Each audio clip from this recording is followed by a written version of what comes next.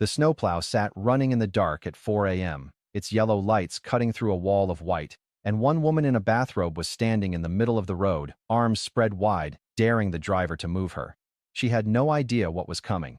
The night Cormac Delane bought the house on Birchwood Terrace, his neighbor Patricia Welch stood at the edge of her driveway and watched the moving truck with the particular stillness of a woman cataloging grievances she hadn't yet decided to file. She didn't wave. She didn't introduce herself. She simply observed him carry boxes through the front door until the sun went down. And then she went inside and wrote her first letter to the Birchwood Terrace Homeowners Association, describing her concerns about the new resident's moving truck, which had, apparently, allowed its left rear tire to rest 2 inches inside the guest parking zone for a period of approximately 45 minutes during the afternoon of September 14th. Cormac didn't know about the letter until 3 weeks later, when the HOA board mailed him a formal notice with the infraction highlighted in yellow and a reminder that guest parking violations carried a $15 fine, waived on first offense but documented permanently in his file. He stood in his kitchen reading the notice and tried to remember if he'd even met anyone on the board yet. He had not. He set the letter on the counter, made himself a cup of coffee, and decided the most reasonable response was to assume this was a fluke,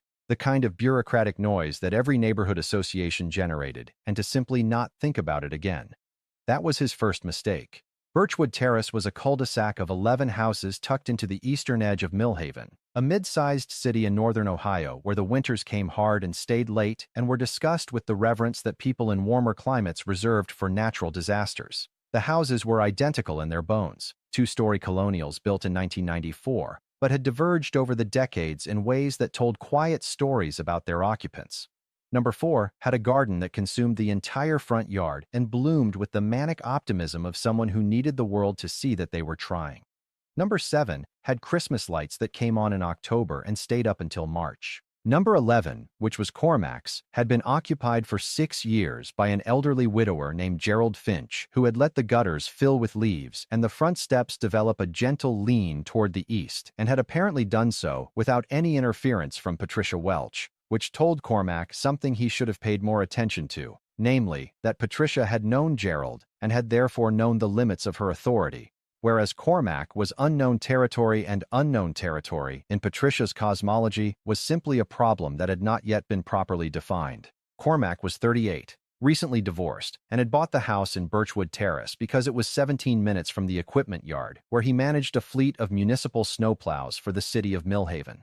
He had done this work for 11 years. He understood snow, its weight, its timing, its capacity to turn a manageable situation catastrophic in the space of 4 hours, with the kind of granular expertise that most people never develop because they have no reason to. He knew the difference between a 3-inch accumulation that packed hard and a 6-inch powder that drifted unpredictably. He knew which intersections flooded when the temperature climbed back above freezing.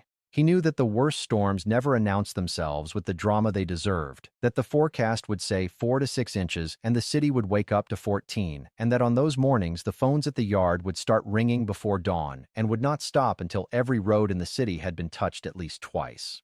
He had bought the house partly because of the proximity to the yard, but also because the cul-de-sac's position at the end of a slight grade meant that in heavy snow, Birchwood Terrace tended to become its own small ecosystem, accessible if you knew what you were doing, treacherous if you didn't. He had grown up in a house like this, on a street like this, and there was something in the geometry of it that felt honest to him. He did not, in those first weeks of September, think about what the street would look like in January. Patricia Welch was 56, had lived in number 9 for 22 years, and served as the treasurer of the Birchwood Terrace HOA, a position she had held for 14 years and approached with the focused intensity of someone who had decided, at some point in the early 2000s, that this was the arena in which she would be significant. She was not by nature a cruel person. She was something more complicated than that. A person who had organized her entire interior life around the concept of order, who genuinely believed that the rules she enforced were the thin barrier between a functioning community and chaos, and who had somewhere along the way lost the ability to distinguish between a rule that mattered and a rule that was simply a rule. She had 2 adult children who called on birthdays and holidays and kept their visits short. She had a husband, Dennis, who had learned to be quiet in the particular way that men in long marriages sometimes learn to be quiet, not from defeat, but from a kind of strategic withdrawal. He watched television in the basement. He kept his thoughts to himself. He had once, during a heated HOA meeting about fence heights, tried to suggest to Patricia that perhaps the matter wasn't worth the degree of conflict it was generating. and she had looked at him with an expression that had closed that conversation permanently. In October, Cormac replaced the gutters. He did not, it turned out, need to hire a contractor. He had done enough exterior work on his previous house that he was comfortable on a ladder, and he spent a weekend in mid-October cleaning and resecuring the sections that were simply clogged, versus replacing the ones that had developed actual structural issues. On Sunday afternoon, as he was carrying the last section of old gutter to the dumpster he'd rented for the weekend, Patricia appeared at the edge of his property with a clipboard. "I need to ask you about your permit," she said. He looked at her. "My permit." "For the gutter replacement. Section 4.2 of the HOA bylaws requires written approval for any modifications to exterior drainage systems." He set the gutter section down. "I didn't modify anything. I replaced damaged gutters with identical gutters." "The approval requirement covers replacements as well as modifications." "Identical gutters," he said again. "Same color, same profile, same manufacturer." Patricia made a note on her clipboard. "I'll need to bring this to the board. You may receive a notice." He received a notice 8 days later. The fine was $40, waived on first substantive violation, but, again, documented permanently in his file. He called the HOA's listed phone number, which connected him to Patricia's cell phone, because Patricia was the HOA's listed contact for all inquiries, all complaints, all requests for rule clarification, and all appeals. He asked, with what he considered remarkable patience, what the process was for appealing a notice. She told him that appeals were heard at the quarterly board meeting, which was in December, and that he was welcome to attend and present his case. He attended the December meeting. There were 7 people in the room, counting Patricia, counting Dennis, who sat in the back row and looked at his phone, and counting Cormac himself. He presented his case in 4 sentences. The board discussed it for 20 minutes. The fine was upheld 3 votes to 2 on the grounds that the approval process existed to ensure community standards were maintained, and that waiving it for one resident created a precedent that could undermine the process for all residents. He drove home in the dark and sat in his kitchen for a while. He paid the $40. He noted, without particular anger, that Patricia Welch had voted to uphold the fine and had done so with the serene confidence of a woman who had never once considered that she might be wrong about anything. November came in cold and gray and stayed that way. The first real snow arrived on the 7th, 4 inches overnight, manageable, the kind of accumulation the city handled without drama. Cormac was at the equipment yard before 5 in the morning, had his crews deployed by 5:30, and was home by 8:30 to find that his own driveway needed clearing, which he did himself with the walk-behind spreader he kept in the garage and a shovel he'd owned for 15 years. On the morning of November 9th, he noticed that the snowplow had missed the cul-de-sac. This was not unusual. Birchwood Terrace, as a private cul-de-sac within a homeowners association, was technically not on the city's primary clearing route. The agreement between the city and the HOA, which had been negotiated sometime in the late 1990s and renewed periodically since then, stipulated that the city would clear Birchwood Terrace as a courtesy pass, meaning after primary routes were completed, if time and resources allowed, a plow would make a single pass through the cul-de-sac. In practice, this meant the cul-de-sac got cleared most of the time, but not always, and in heavy storms it sometimes didn't get touched until the following day. Cormac knew this because he had read the HOA documentation thoroughly after the gutter notice, the way a person reads the rules of a game after they've already lost a hand. He also knew something else that was not in the documentation, but was simply a fact of how the city's plow routes were organized. Birchwood Terrace's courtesy pass was assigned to Unit 7, which was driven on the night shift by a man named Roy Estes, who had 17 years of experience and who Cormac had known professionally for 6 of them. Roy was meticulous. If Roy's route ran clean, the cul-de-sac got cleared. If Roy was running behind, because primary routes had taken longer than projected, because the storm had intensified mid-shift, because something had gone wrong with equipment somewhere on the eastern grid, Birchwood Terrace got skipped. None of this was in the HOA documentation. None of this was something Patricia Welch knew, and none of this would have mattered at all if it hadn't been for what happened in December. Cormac had been running his private snow removal business on the side for 3 years. It had started the way these things usually started. A neighbor at his old house had asked if he could clear their driveway when the city missed it. He'd done it as a favor, then as a small paid service, and then, with the kind of incremental logic that turns hobbies into businesses, he'd acquired a used pickup-mounted plow blade, registered an LLC he called Delane Snow Services, and begun taking contracts with a dozen residential clients in the eastern part of the city. His full-time work at the equipment yard was managerial and ended when his shift ended. His private business operated on his own time, using his own equipment, and was properly licensed and insured. He did not offer his services to anyone on Birchwood Terrace. He had considered it. The geometry of the cul-de-sac made it a natural add-on to a couple of his existing route clients nearby. But given the gutter situation and the general quality of his relationship with his closest neighbor, he decided to leave it alone. In the first week of December, Patricia Welch received a phone call from her sister in Cleveland, who had fallen and broken her hip, and Patricia drove to Cleveland for 4 days to help manage the immediate aftermath. This was, by all accounts, a genuinely difficult situation for Patricia, and Cormac would have felt sympathetic about it if he had known it was happening, which he did not, because Patricia did not tell him, and they were not people who told each other things. While Patricia was in Cleveland, Cormac cleared his own driveway twice and the sidewalk in front of his house once, which the city required. He went to work. He came home. He ordered a new threshold for his front door and installed it on a Wednesday evening without consulting the HOA documentation because it was a threshold. On December 14th, Patricia returned from Cleveland. On December 16th, she drove slowly around the cul-de-sac and noticed that the sidewalk in front of number 7, the house belonging to a retired school teacher named Marguerite Okafor, who was 71 and lived alone, had not been cleared. The city ordinance required that sidewalks be cleared within 24 hours of a snowfall.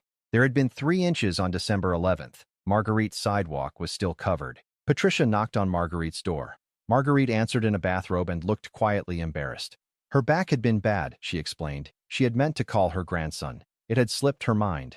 Patricia told Marguerite, kindly, that she understood, and that she would take care of notifying the city about the compliance issue. Cormac found out about this from Marguerite herself, who mentioned it to him the following week while getting her mail. She said it with the careful neutrality of a woman who had lived long enough to know when she was in the middle of something she hadn't asked to be part of. She said Patricia had been very polite about it. She said the city's fine notice had arrived the day after Patricia called. The fine was $60. Marguerite paid it and did not complain, at least not to Cormac. But Cormac thought about it during his drive to work, and thought about it again during his drive home, and let it sit in him the way certain pieces of information sit, not urgently, not with any particular plan attached, but with the quiet weight of something that has been filed and will not be lost. January arrived and brought with it the specific cold that northern Ohio winters held in reserve, not the sharp, energizing cold of early December, but a dense, gray, arthritic cold that settled into the ground and the bones simultaneously and made the whole world feel exhausted. The snowfall in January was not dramatic. It came in regular, moderate accumulations, 3 inches here, 5 inches there, that kept the city's crews busy but never pushed the operation into crisis mode. Cormac's private route was running well. He had 14 residential clients now, including 2 on Harwick Lane that was 2 streets over from Birchwood Terrace, and on heavy mornings he would finish his private route before heading to the equipment yard for his shift. He was tired in the way that people in physical work are tired in January, a background fatigue that coffee managed but didn't eliminate. But the work itself was satisfying in the clean, uncomplicated way that physical work often is. On January 18th, Patricia Welch sent a certified letter to the City of Millhaven's Department of Public Works, addressed to the director, with copies to the city manager and the mayor's office. The letter formally objected to what she described as the irregular and inadequate service Birchwood Terrace had received under the courtesy plowing agreement, cited 3 specific dates in November and December when the courtesy pass had not been completed, and requested a formal review of the agreement and a commitment to improve service levels. The director of Public Works, a man named Garrett Osee, who had been in the role for 4 years and had learned to read the temperature of every incoming correspondence, forwarded the letter to Cormac's direct supervisor with a note that said simply, "Please advise." Cormac's supervisor, a woman named Linda Price, who had the institutional memory of someone who had worked for the city for 23 years and the diplomatic instincts of someone who had survived 4 administrations, called Cormac into her office and showed him the letter. He read it. He read it again. "Do you know this person?" Linda asked. "She's my neighbor," he said. Linda looked at him for a moment. "Okay," she said. "I'll draft a response. The courtesy agreement is what it is. We'll explain the parameters." "She knows what the parameters are," Cormac said. "She read every document in the HOA file before she moved in. Then she knows we're not obligated. She knows that. This letter isn't about obligation." Linda studied him. "What's it about?" He handed the letter back.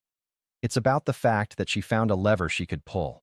The response from the city was polite, informative, and completely non-committal. Patricia received it, read it, and wrote a follow-up letter that was longer than the first and included a chart she had made in Excel comparing the promised courtesy pass frequency against the actual delivery rate across 4 months. The chart was accurate. Cormac had to acknowledge, when Linda showed it to him, that the chart was accurate. "She's good at this," Linda said. "I know," he said. Nothing changed as a result of the letters. The courtesy agreement remained what it was. Roy Estes continued his route. The cul-de-sac continued to be cleared when the route allowed and skipped when it didn't.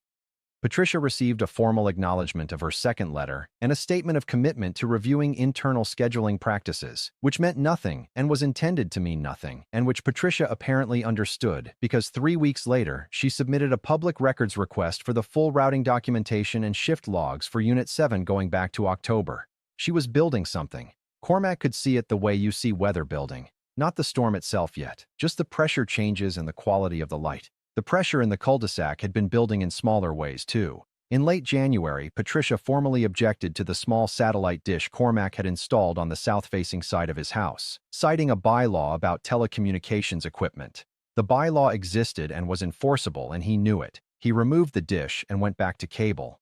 She sent him a notice anyway for the period during which the dish had been present, and the fine, documentation only, no monetary penalty, went into his file.